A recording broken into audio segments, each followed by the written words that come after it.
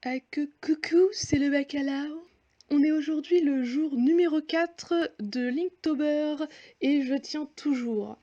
Hier, j'ai remarqué que le son de la vidéo pour le Burak était un peu faible, donc j'ai fait des tests aujourd'hui. Il y a moyen qu'il y ait du bruit dans le micro parce qu'il y a d'autres gens dans l'appartement. Mais bref, j'espère que le son va être meilleur aujourd'hui et que vous allez entendre assez bien.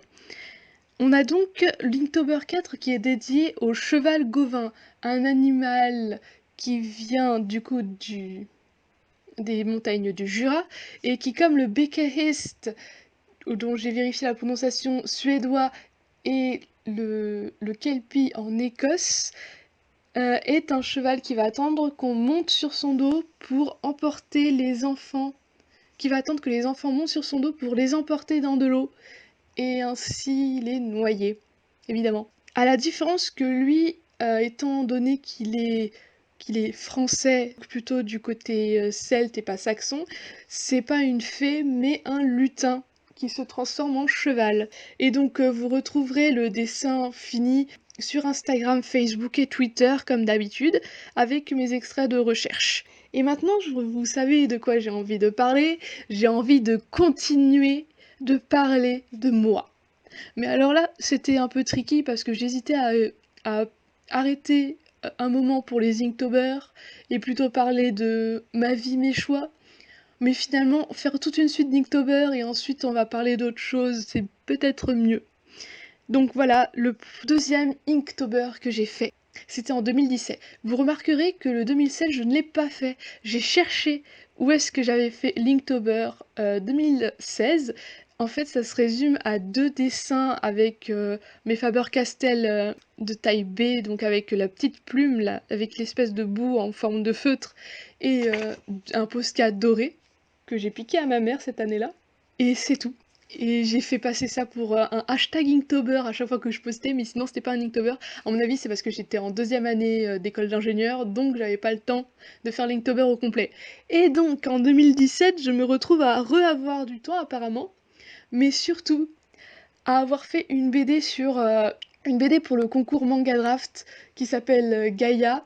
Et donc on se retrouve là en plein milieu du mois d'octobre, on est le 15, j'ai rendu ma BD et en fait il y a Manga Draft qui fait un concours tous les ans, mais celui-là j'y ai participé que 2 années avec Tess Céleste et Gaïa.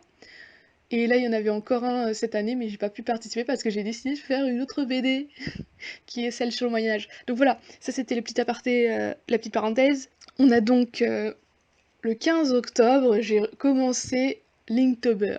Et en fait, déjà en 2016 probablement, en tout cas en 2016, non c'était en 2017, du coup en 2017, en mars, je me suis fait hacker mon premier compte. C'était ça en fait que j'avais caché à la vidéo précédente quand je disais que c'était mon premier compte. J'ai dû créer un autre compte après avoir fait ma période de deuil sur le premier, c'est-à-dire que je l'ai fait en mai, 2 mois après. J'ai pas tenu longtemps. Je sais pas si je l'ai refait en 2016 ou en 2017, mais en tout cas ça s'est passé sur la période mars-mai. Ça c'est sûr. Et celui-là de d'Inktober, ce que j'ai fait, c'est que j'ai commencé par un dessin avec de l'encre et du crayon à papier, avec une scène de RP. Et en fait, je crois que j'ai suivi une liste. En tout cas, j'avais des thèmes. Genre, c'était le premier que j'ai fait, c'était Love, probablement, parce que j'ai et ou Starbucks, je sais plus. Mais en tout cas, j'ai mis un Starbucks et j'ai mis du Love. Je sais pas. Donc, je ne sais pas du tout si j'ai suivi une quelconque liste. Je crois bien parce qu'à chaque fois j'avais des thèmes à donner, mais en plus je me donnais le défi d'intégrer le numéro du jour dans le dessin. Et en fait, à cette année-là, c'était aussi la première année où Man a créé Link to Book. Link to Book, du coup, c'était un dessin où toute personne qui voulait participer, c'était un dessin. C'était un livre ou tout un projet en tout cas à ce moment-là, où toute personne voulant bien participer bénévolement pouvait mettre son Inktober. Du coup, ce qui se passe, c'est que j'ai participé, vu que Man c'est une de mes amies, Et aussi parce que j'ai envie de participer à des artbooks, j'ai très envie de participer à des artbooks. Si vous avez des artbooks, je suis dedans. Je veux être dedans, invitez-moi. Et donc cet artbook, on avait le droit de... Il n'y avait pas de thème. Voilà, on suivait pas de thème. Si on suivait des thèmes, tant mieux. Si on les suivait pas, c'est pas grave. Et donc c'était juste... le but, c'était juste d'avoir fait Linktober, de donner ses dessins avec une description et le matériel utilisé, si possible. Non, c'était juste une description à Man, et elle allait le rassembler et l'imprimer. Et ça, c'était beau. C'était le premier artbook où il y avait mon Inktober dedans. J'ai même pu le vendre et c'était beau. Voilà, c'était déjà des achievements comme ça. Donc et on l'a fait encore l'année d'après. Donc ça je vais en parler pour Linktober numéro 3. Et donc niveau matériel, ce que j'avais c'était un carnet avec une magnifique couverture noire qui me servait de carnet de croquis.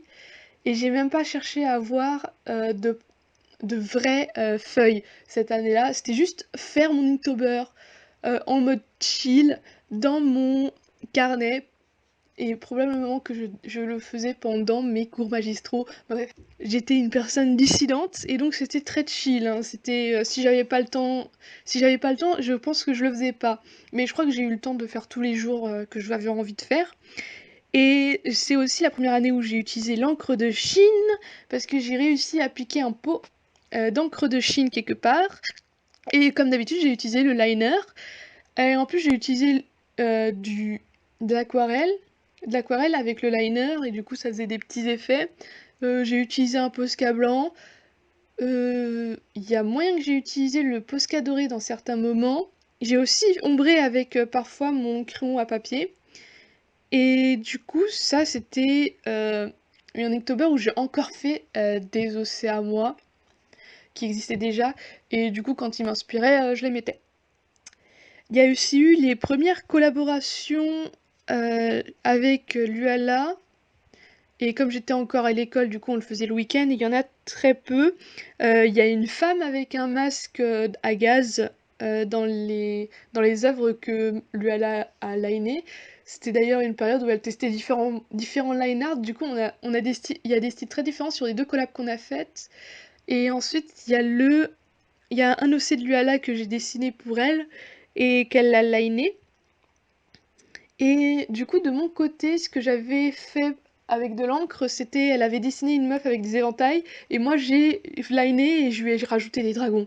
C'était excellent, et je l'ai encore dans mes carnets, peut-être je l'ai encore dans... Comment on appelle ça?